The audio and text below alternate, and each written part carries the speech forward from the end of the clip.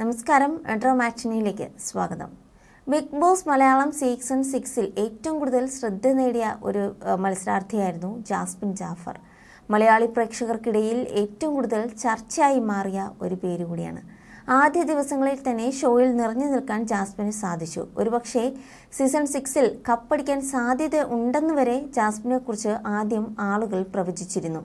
എന്നാൽ മത്സരാർത്ഥിയായ ഗബ്രിയുമായുള്ള കൂട്ടുകെട്ട് ജാസ്മിന് വലിയൊരു തിരിച്ചടിയായി മാറി. കടുത്ത വിമർശനമാണ് ഈ കോംബോയ്ക്കെതിരെ പിന്നീട് ഉയർന്നത്. സുഹൃത്താണെന്ന് പറഞ്ഞ് പങ്കാളിയോടെന്ന പോലെയാണ് ജാസ്മിന്റെ പെരുമാറ്റമെന്നും ലവ് ട്രാക്ക് പിടിച്ച് പ്രേക്ഷകരുടെ കണ്ണിൽ പൊടിയിടാനുള്ള ശ്രമമാണ് ഇരുവരും നടത്തുന്നതെന്നൊക്കെയാണ് ഉയർന്ന ആക്ഷേപം. എന്തിന് ഈ സൗഹൃദത്തിന്റെ പേരിൽ ജാസ്മിന്റെ വിവാഹം പോലും മുടങ്ങുന്ന ഒരു സാഹചര്യമുണ്ടായി. തനിക്കെതിരെ ഉയരുന്ന വെറുപ്പും വിമർശനങ്ങളും ഷോയിൽ വെച്ച് തന്നെ പല അവസരങ്ങളിലും ജാസ്മിൻ തിരിച്ചറിഞ്ഞിരുന്നു.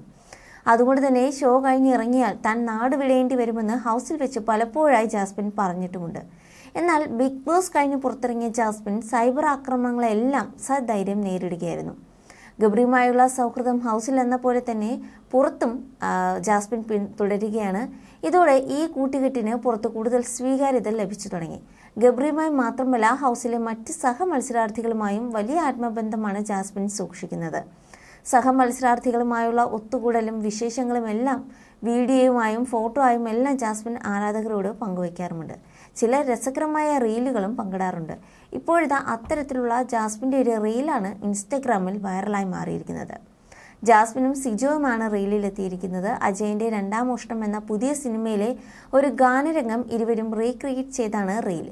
ഇരുവരും ഈ വീഡിയോ ഷൂട്ട് ചെയ്യാൻ പോകുന്ന രംഗങ്ങളെല്ലാം ആദ്യമേ തന്നെ സിജോ പുറത്തുവിട്ടിരുന്നു. ജാസ്മിൻ ആവശ്യപ്പെട്ടതനുസരിച്ചാണ് ഇത്തരം ഒരു വീഡിയോ എടുക്കാൻ തീരുമാനിച്ചതെന്നാണ് സിജോ പറഞ്ഞത്. താൻ തയ്യാറായി വന്നപ്പോഴേക്കും ജാസ്മിന് പനി പിടിച്ചുവെന്നും പിന്നീട് കഷ്ടപ്പെട്ട് ഷൂട്ടിംഗ് ലൊക്കേഷനിലേക്ക് പോകുന്ന വഴി ഇരുവരും സഞ്ചരിച്ച വാഹനം അപകടത്തിൽപ്പെട്ടതെല്ലാം സിജോ തൻ്റെ ചാനലിലൂടെ പങ്കുവച്ച വീഡിയോയിൽ പറയുന്നു. അങ്ങനെ ഒരുപാട് കഷ്ടപ്പെട്ടാണ് വീഡിയോ പൂർത്തിയാക്കിയതെന്നാണ് സിജോയും ജാസ്മിനും വ്യക്തമാക്കിയത്. എന്നാൽ ആ കഷ്ടപ്പാടുകൾ വെറുതെ ആയില്ലെന്നാണ് വീഡിയോ കണ്ട ആരാധകർ ഒന്നടങ്കം പറയുന്നത്. സിജോ ബിഗ് ബോസിൽ പറഞ്ഞതുപോലെ കാട്ടുതീ എന്നാണ് ആരാധകർ അഭിപ്രായപ്പെട്ടത്.